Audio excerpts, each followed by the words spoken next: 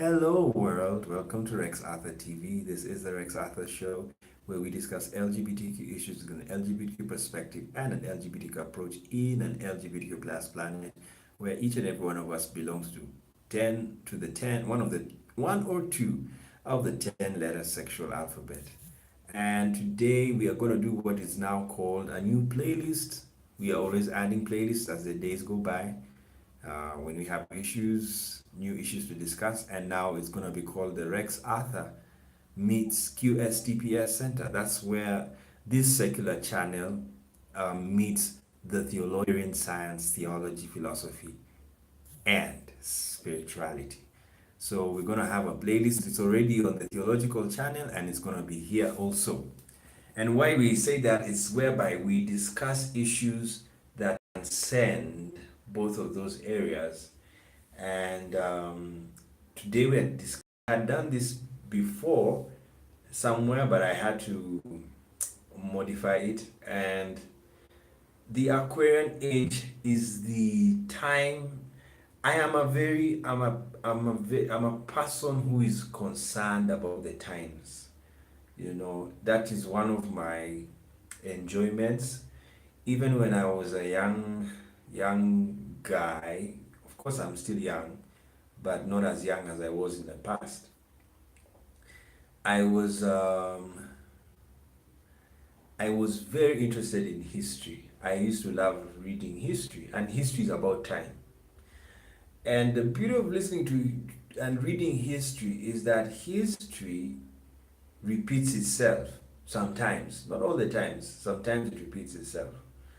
And so the advantage of that is you should read history so that you don't repeat the mistakes of the past. That's why we read history. Now, when Napoleon ruled France, one of the subjects he banned was history. He banned history.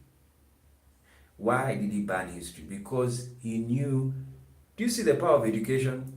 He knew that if people read history, if they notice anything he's doing that is similar to the monarchs they deposed, they will depose him. So to avoid that thinking, he changed the education system of France, and they stopped learning history. But I prefer people read history and science at the same time. Of course, I 100% support science. Science is the most important because science helps us in making the world better. But history is good for political reasons, to make the world better politically. You see, the reason why there are enough films, there are enough books, there are enough discussions about it. So whenever people talk about it, you become very conscious of yourself not hurting any Jew or any gay person, because homophobia was a very big characteristic of Nazi Germany.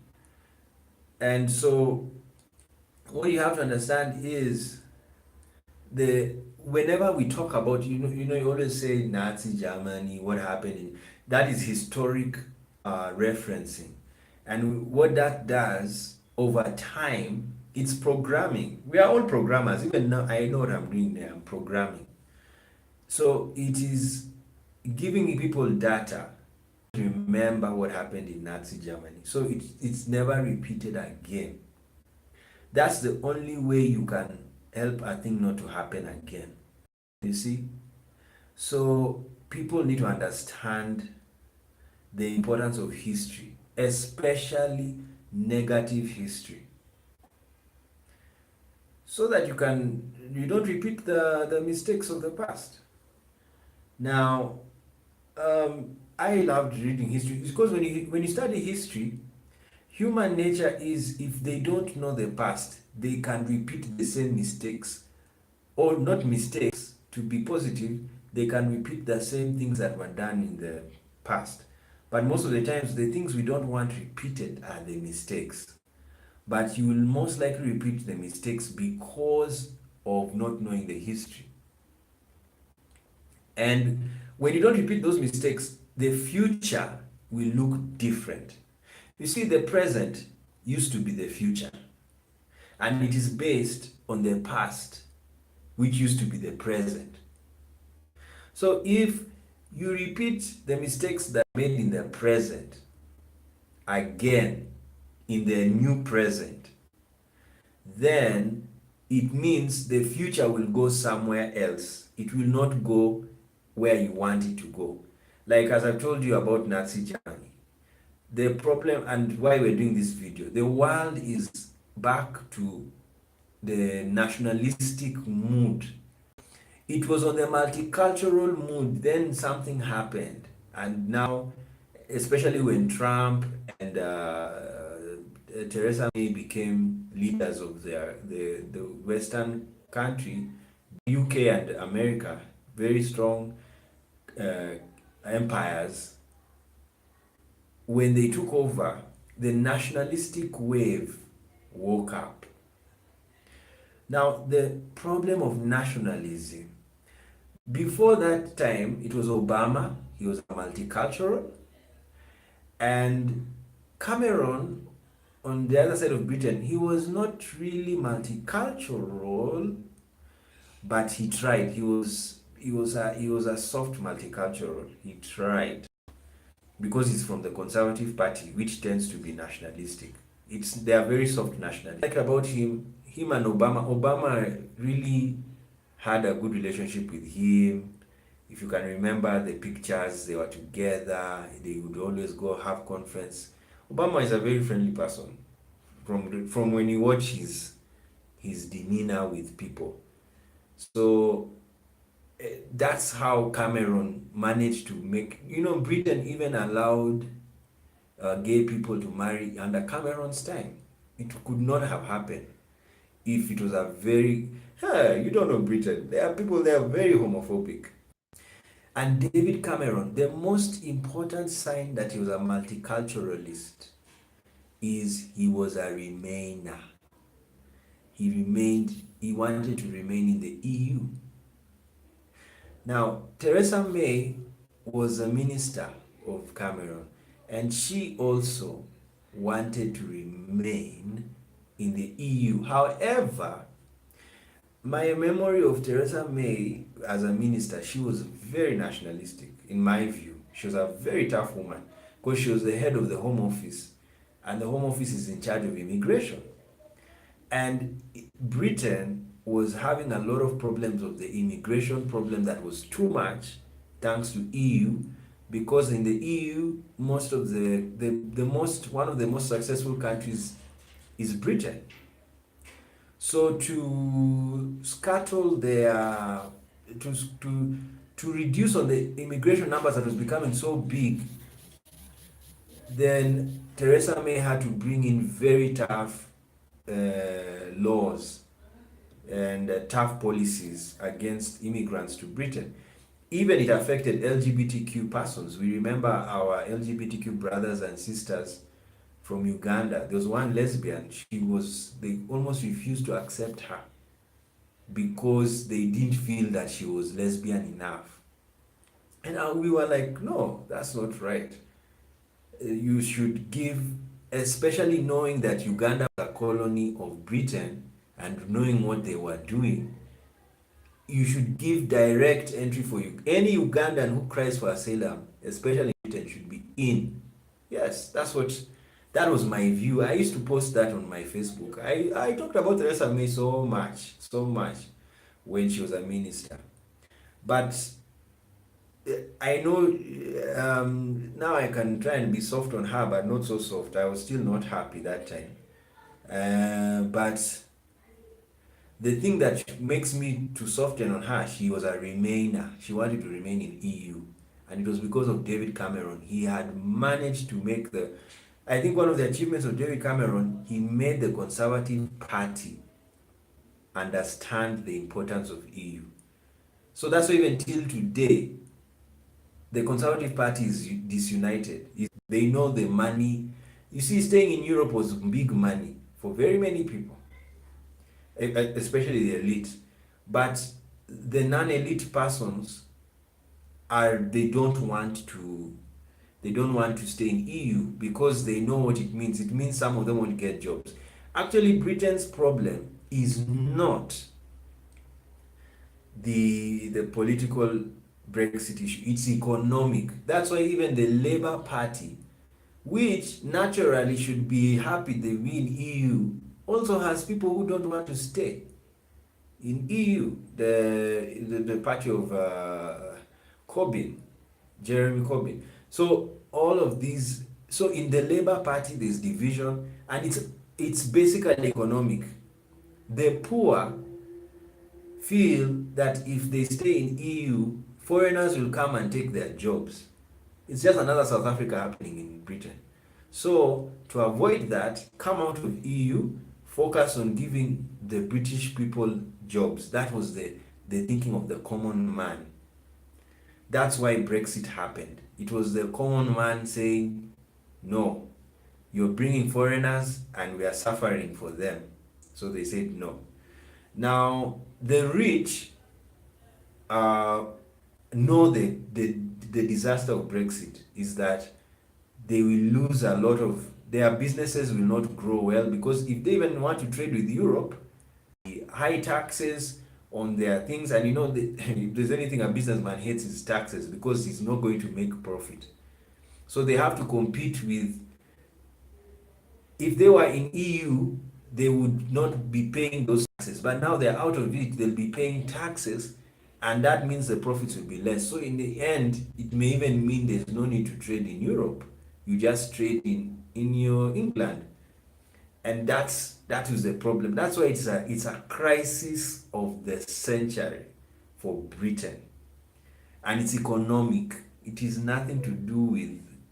I know it is also political, but it's not political. It's economic. There's a war. The poor are not happy with EU. That's what you need to understand. So if they solve the economic problems of the British people, then it will kill that nationalistic sentiment. People become nationalistic when the economy is bad. That is what happened in Nazi Germany. And that's what I'm now telling you about history. You need to understand, we repeat the same mistakes when we don't learn from history. The First World War and the Second World War, they are actually the same war. There was no difference. They just took a break. It was the first half, then the second half. All of it, they were just one war. So, when World War I started, there was nationalism in Europe. Nationalism. Every country wanted to get their share. That's why the scramble of Africa was a nationalistic scramble. Britain fought with Germany in Africa, in Tanzania, because Britain's plan was to take every country from Egypt to South Africa. So the only place they had a problem was Tanzania.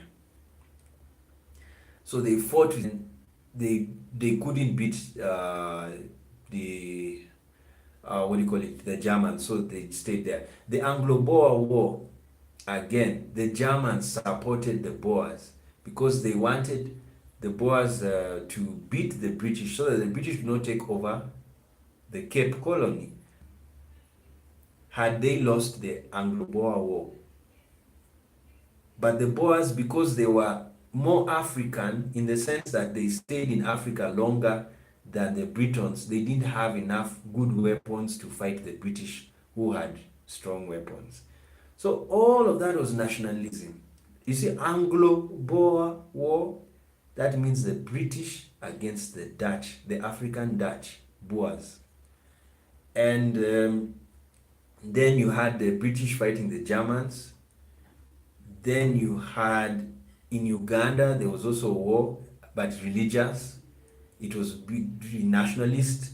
The Protestants, which were being powered by Britain, were fighting the Muslims, who were on their own. And then the Catholics, who were, I think, which country was it? it was French or Italy, all of these. So all of these countries, they were fighting, and then Belgium went to Congo and said no one is coming to fight for Congo. We got it. So nationalism have changed the world, and it was because of industrial revolution. Now the problem of industrial revolution is every country was producing the same thing. So what happened is the economies became weak.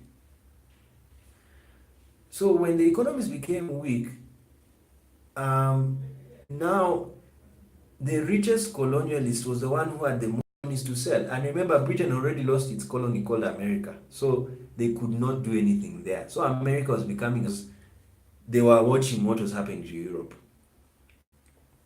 So what I'm trying to show you is that in the First World War, before the World War, it was nationalism, even the Jewish nationalism called Zionism.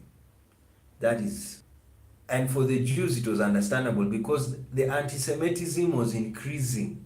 You see, when nationalism increases, anti-Semitism increases, because you then look for people who are not from your nation. And the Jews were the foreigners in the most European countries. So every time people feel nationalistic, they now say we don't want certain people here. That's why when Britain was nationalistic in the 11th century, the king expelled Jews. Yes, even Spain, they did that. Every time they feel nationalistic, they start hating Jews. It was always like that. And even that's why the Protestant Reformation was a nationalistic reformation, because the foreigners or the other nations were tired of the domination by the Romans, the Italians, because Mass was done in Latin in Germany, and the people didn't understand Latin, the poor. So they're wondering, why are we coming to? So Martin Luther, the German, not the Black American, told people, you guys, you're being hoodwinked here. We are going to have Mass in German. And that's what happened. The Reformation happened. Remember, Martin Luther died a Catholic. He didn't die a Lutheran. He died a Catholic, a German Catholic. But after his death, the Protestant Reformation created nationalistic denominations. So you had the Lutheran Church, which was German. You had the Methodist Church, which was English. Most of the Protestant denominations are in England. You had what's the other one that was there's a one by Calvin, the Dutch Reformed Church. Are you seeing it? Nationalism, Dutch Reformed Church, because it was in Netherlands. So that's how they were. Nationalism was very ingrained. Was one of the children of the Protestant Reformation. People now are proud of their country. They were not proud of the empire, that is Rome, because the end of the Roman Empire was Holy Roman Empire was at the time of the Protestant Reformation. So everybody became nationalistic. People got their flags. They got everything. So, so in the First World War, one of the reasons or the causes of First World War was the nationalism. People wanted to fight in the nations because of competition. They were competing for market to sell the goods they were making from the factories. They had World War One, and Germany lost, and its economy collapsed in the 1920s. So when the economy collapsed, Hitler came to the fray, and he wrote his book, the famous Mein Kampf, My Struggle, and he was talking about his how we have to rebuild the nation. It has collapsed. We are now poor because Germany inflation went up. What do you see happening in Zimbabwe and Venezuela? Like you see what's in Venezuela? That is what was happening. That is why Venezuela is a very serious situation, because if you get a nationalistic leader, he can even overturn that government in a minute. You see, the reason why they can't overturn that government, the military is close to the president. Yes, most of the military men are close to him. So there is no way, there's no leader who is better than Maduro to come and tell him off. But if they get a very powerful, charismatic man, or even woman, these days anybody can lead, and they come and they convince them that we are gonna do away with all of this, they will pick that person. You see how that's how Bolsonaro won. Populism. You are popular with very many people. People like how you have it. Look at Trump. He was popular. He talked smack. He just says anything. So that made people, the common man, very happy. The poor, the working poor, they like someone who talks their language. So that's how Trump went there. He became President. Bolsonaro and Duerte, all of these guys, they look the same. They even talk the same. So that is now back to Germany in the 1920s. So it became poor, and then they now started. The nationalism came. They started saying, "Who is to blame for our poverty? We were a great nation. Who was to blame?" So they started looking for people to blame. They looked for people. If you are a drunkard, those days, oh my goodness. Germany was, these days, Germany is not the Germany of the past. Woo. That time, the sex workers and the drunkards and the musicians and the gays and the Jews, they were hated, and the gypsies, they were hated, because they were wondering how are people having fun when the economy is bad. They couldn't understand that, so they were so bitter. So that's why they got laws, homophobic laws against the gays. Then they started making laws against Jews. Then they started persecuting Jews because Jews were in charge of the economy. They love business. So because the economy was biting, the Germans said, of course under Hitler, they said we are going to look for the problem, and these are the problem, and they went for Jews. You see, that was a mistake. Then the other thing that happened in the same time when Hitler was blaming Jews, the Volkswagen, the car, the people's car, was created. Why? Because it was a cheap car for people to drive. Mercedes-Benz, that is also German, people could not earn after the World War One. They were paying reparations, they were paying penalties, they were fined for taking the world to war. So Germany became broke, and then Hitler wanted to please people, so he called for the creation of the Volkswagen, the small car that everybody can drive. So people were happy with him because he was thinking about them. And because of that, the next thing you know, he said these are the problems, and they went for the gays and Jews and they killed them. Now, all because of nationalism, the nationalistic sentiment. So every time, historians of today, when you hear nationalism rising, you have to pay attention and warn people about the dangers of nationalism. It will take the world to world war. Now we are in that situation. It has to be taken very carefully. Yes, because now America is becoming nationalistic. Russia is if it's pushed over the edge, they will become nationalistic. So, but thankfully, the situation is okay. At least we are monitoring, and it doesn't sound very, very protesting. The protesting attitude is not there. People are talking, and that's what should happen. Whenever you find nationalistic waves and sentiment, you have to control it. Now, what would have happened if the world stuck to the multicultural route? We are on the road as a world, and this is what the video is about, the Aquarian age. We are on a route, and there's a route going to Aquarius. We haven't arrived. We are on the route. They're on the road going to Aquarius. But this road to Aquarius has other roads. Whenever we become, the more nationalistic we are, the more we are changing the lane to go to a road that will take us back to Pisces. That's where we are. That's the sense we are having. So, but when we become multicultural, if you keep the world thinking multiculturally, that we are one, even though we are diverse, let's go on. We are diverse, but we are one. Keep diversity in your mind. Keep your diversity in your mind as a world, then we will continue to the route of Aquarius, because diversity is leading us to Aquarius. Diversity is a scientific principle.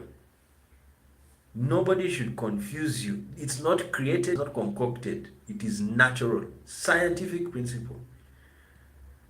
And the nationalism is not. Nationalism, racism, tribalism are not scientific notions. That's what you should know.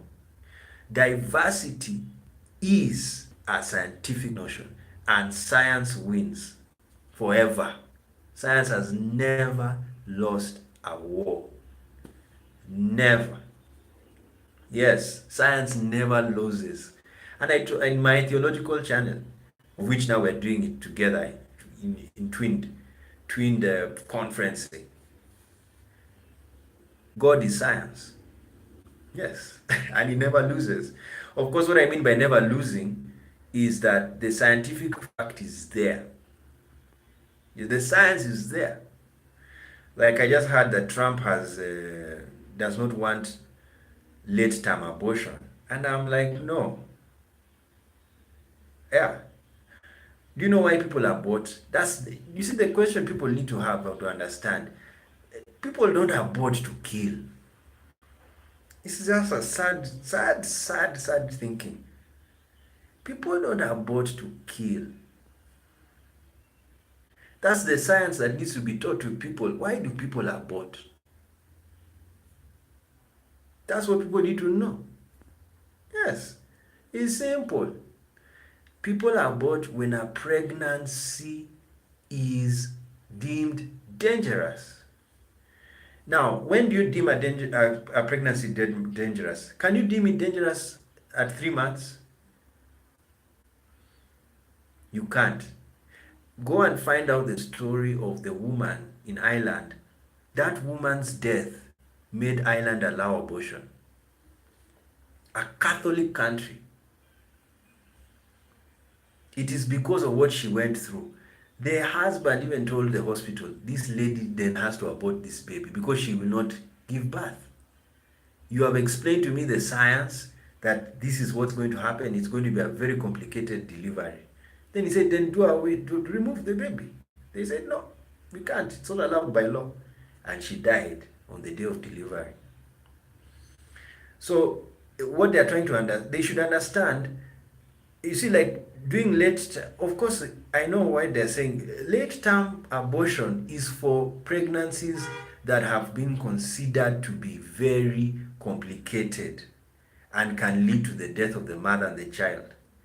But early abortion is done for people who feel like, no, I was not ready to have a kid and I need to do away with it. So you see the trick Trump is playing is he's not banning abortion, he's banning late-term abortion.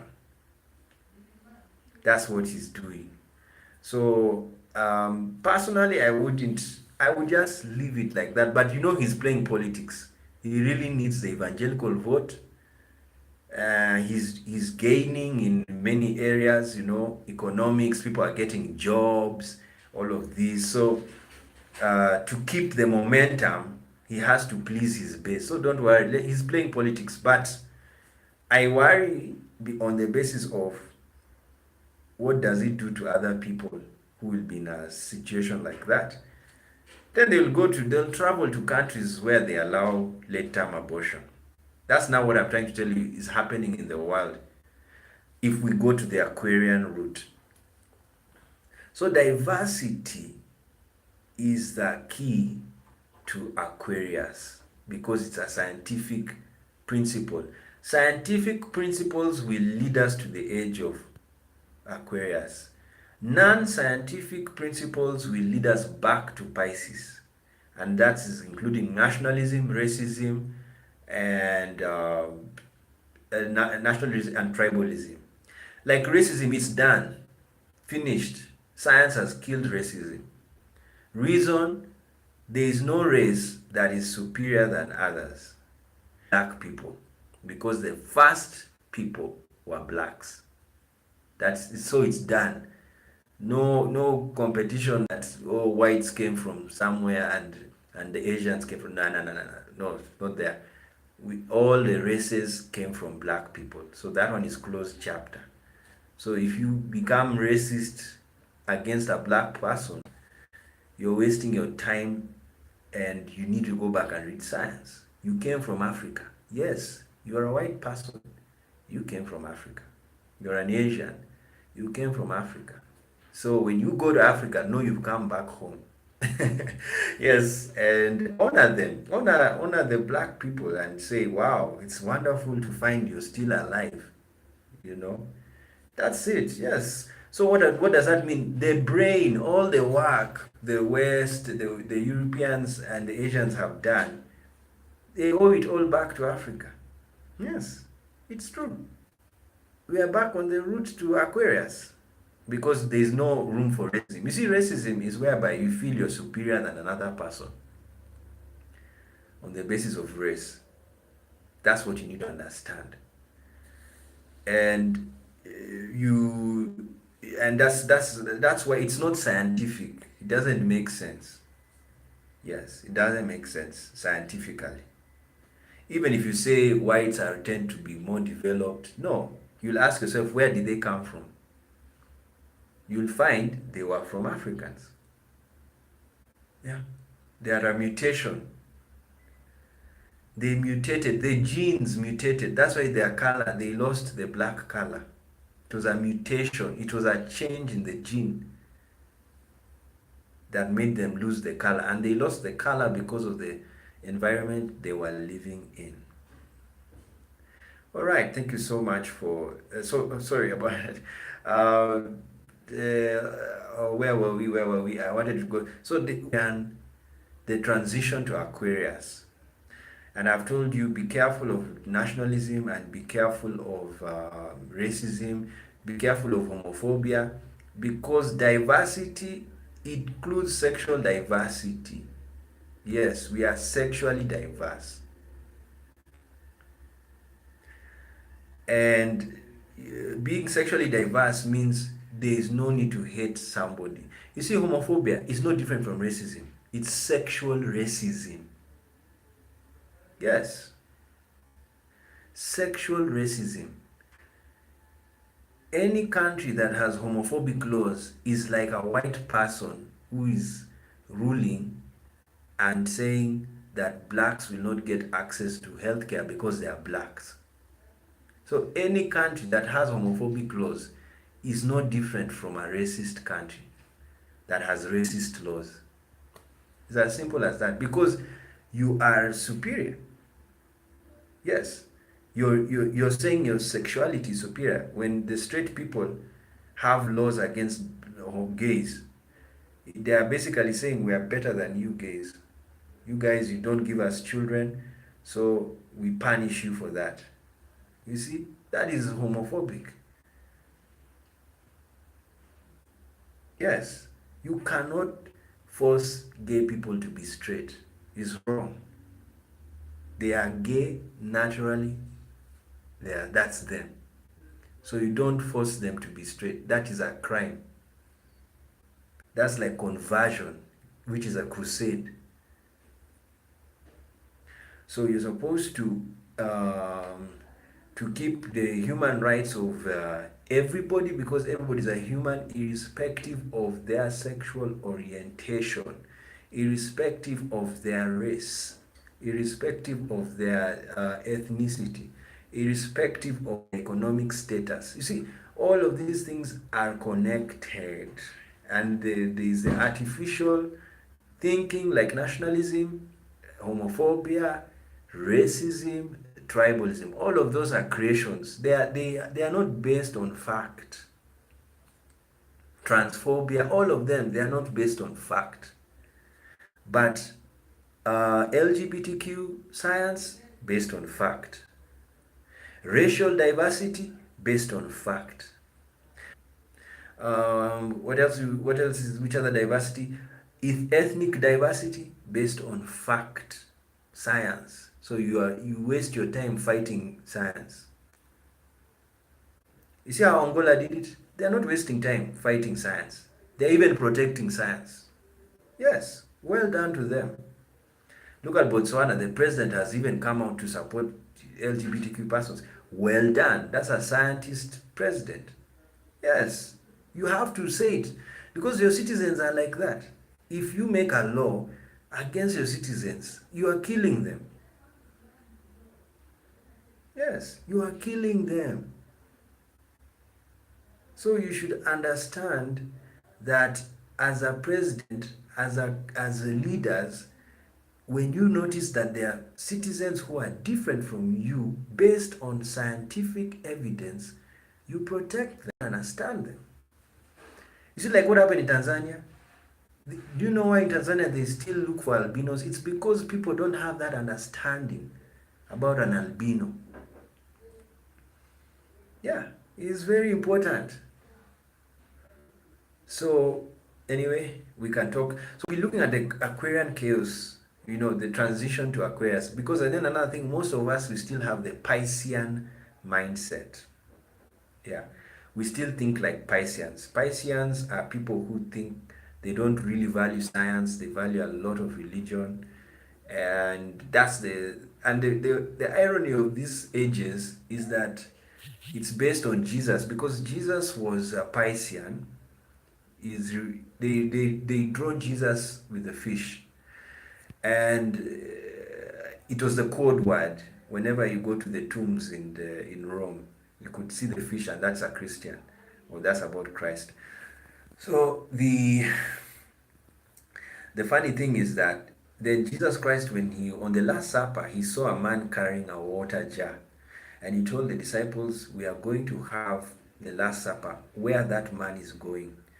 So the sign of a weird enough, before, no, even before Jesus said that, was a man carrying a jar. So people said, astrotheologians say Christianity or Jesus Christ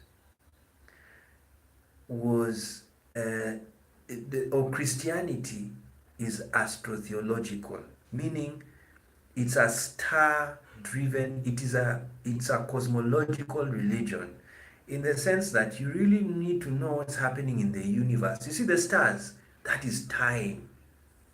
That's cosmos. That is time. And it's very important.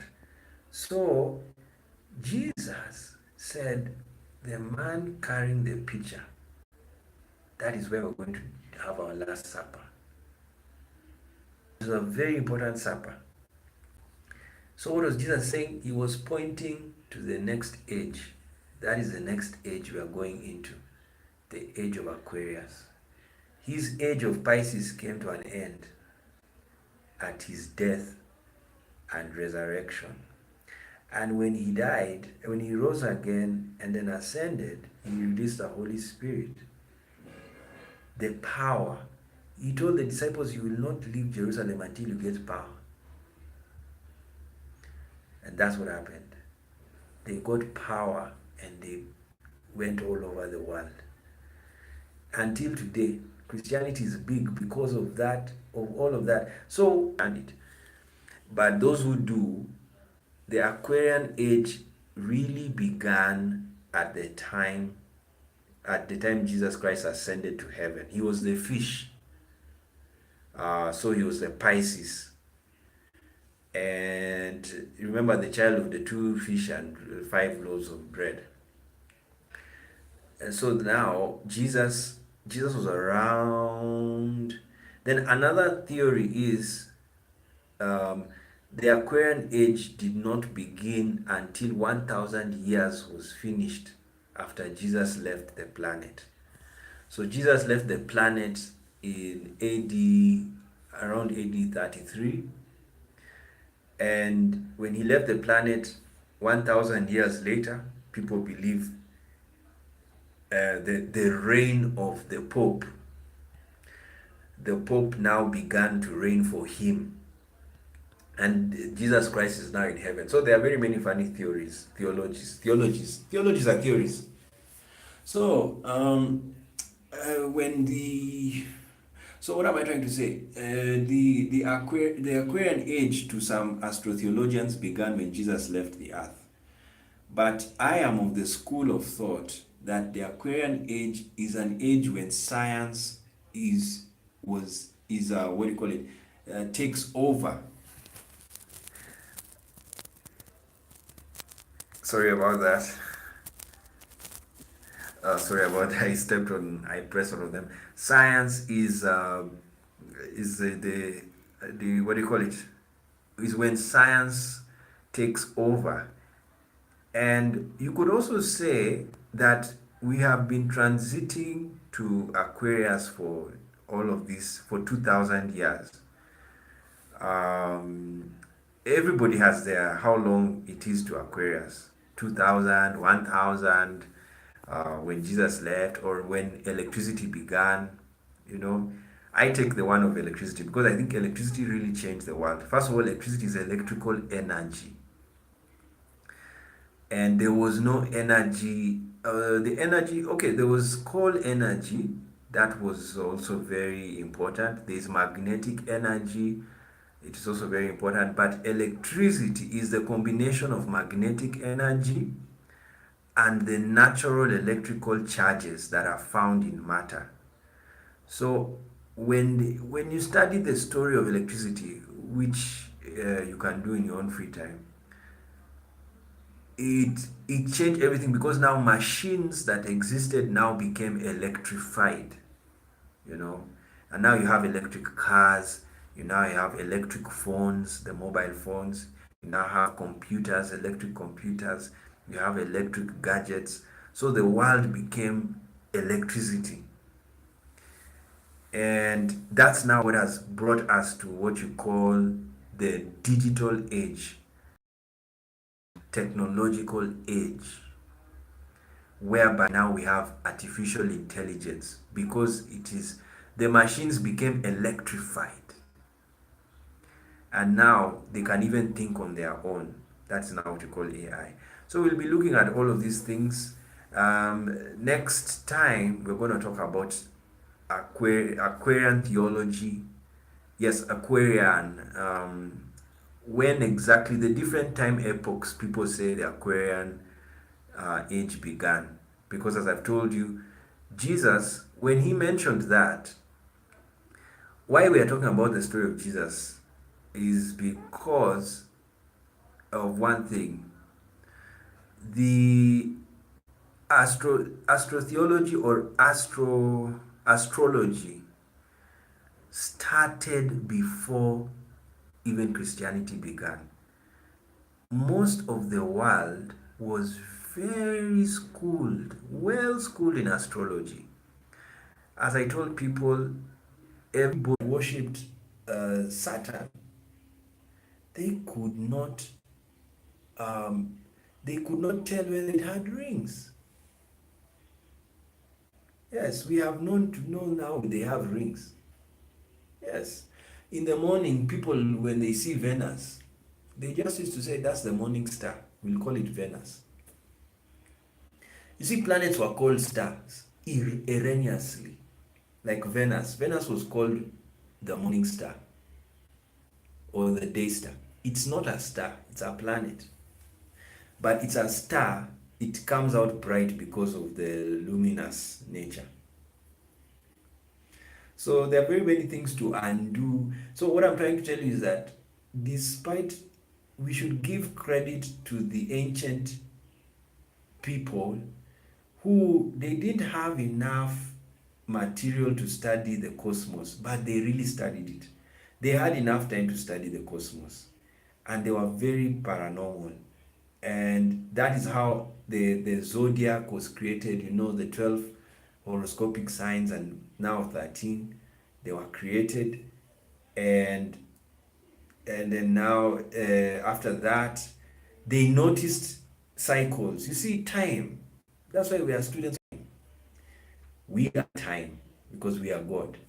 So we are time. Yes, we're in a cog. I'm in a cog called time. That's why I'm time. You look at my body, it's called all of this is time. You can even calculate my age just by taking my hair. So I'm time. I'm a clock. And so now the as is what I'm talking about time is that now when these guys studied time very well, they learned there was a cycle. You see, these guys, the ancient people, they knew the earth was revolving around the sun, but they didn't know. They thought the earth was flat. That's why these flat earthers are confused people, because they are just going by what they are reading in the book. They are not understanding how the world began, the science of the world, of calculating time. The Babylonians, they kept a cycle. They noticed there's a cycle in a day, cycles in an hour, cycles in a week, cycles in a month, cycles in a year. You see, even women are cyclic. Yes, when they menstruate. And not all women menstruate, but 95% of them menstruate. Yeah. They they are cyclic. Cyclic. So the cyclical nature made these scientists of the old time study, and then they looked at the stars. So in the month of February, like now, we're in the time of Aquarius. So they could tell that the sun, you see, the earth is revolving. So in every month, we are in one star zone. There's a star location that we are under every month, because we are always revolving. The earth is revolving on its own axis. So every month the earth is at one star location. So this month we're in Aquarius. The next month we are going to be in Pisces. The next month, you see, we're turning like that. We're turning. We're turning. We're turning. We're turning until we finish 12 months. Because a year is when the earth revolves on its own axis around the sun. Now, outside, the stars, do you know the stars? They are stationary. The zodiac, they don't move.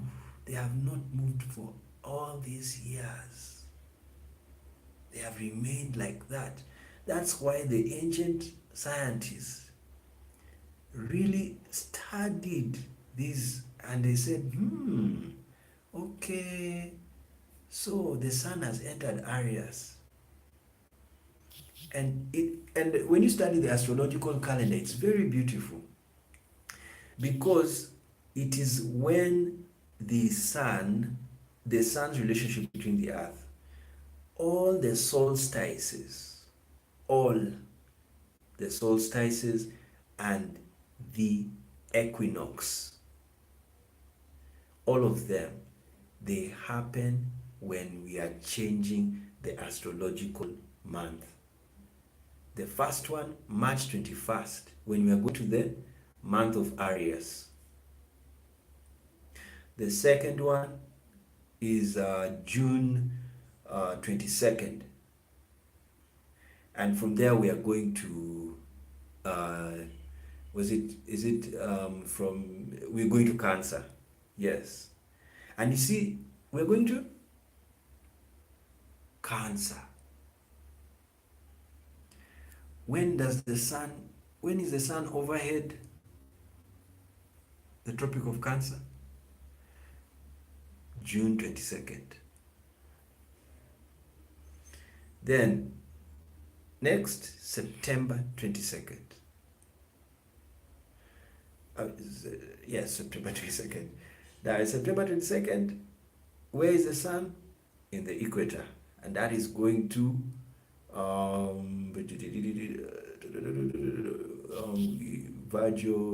Virgo comes in, yes. So it's going to Libra. The sun is in Libra. It's going to Libra. And then, December 22nd, the sun is going into Capricorn. And then it comes back. So in the ancient science language, it was the sun moving. But now in modern science, it is the Earth's position. As it's rotating, it is in a different star location. And because the sun is always, we are going around the sun. That's what you need to understand. Oh, we can talk about this forever. We won't talk too much about it. Just go and do your own studies, but know that that is what astrotheology is. So what I was trying to just say in simple language, but I ended up talking, is the earth, Jesus Christ and all of this Christianity, especially Christianity, is a Johnny come late. It is actually, the zodiac was already known by that time. Even the Jews have the zodiac. They call it Mazzaroth. And Mazzaroth was already known. They knew the stars by name. So when Jesus Christ came to the picture, so what does that tell you? Jesus knew astrotheology. You know, people when they read the Bible, they think they have known everything about Jesus. No. It's just, they're just giving you tidbits of what was happening that time.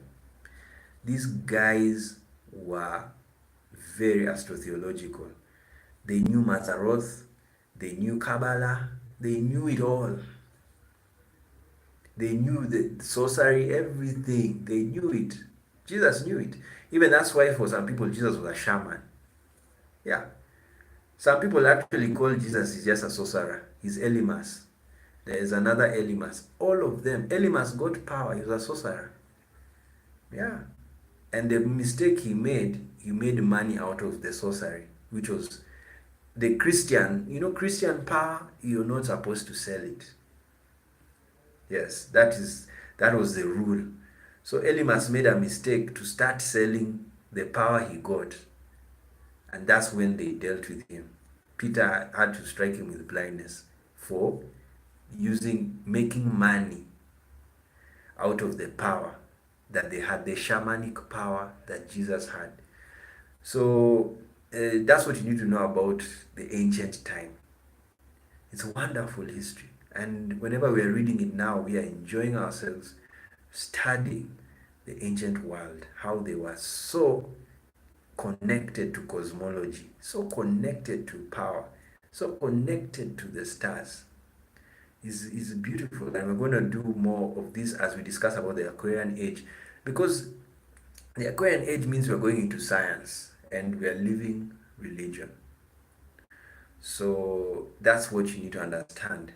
Remember Tamila man, I'm living my religion, I think even Kirk Franklin said the same. Yeah, because people are tired of the cyclic lifestyle, the cycle. You repeat yourself, you repeat. They like being spiritual.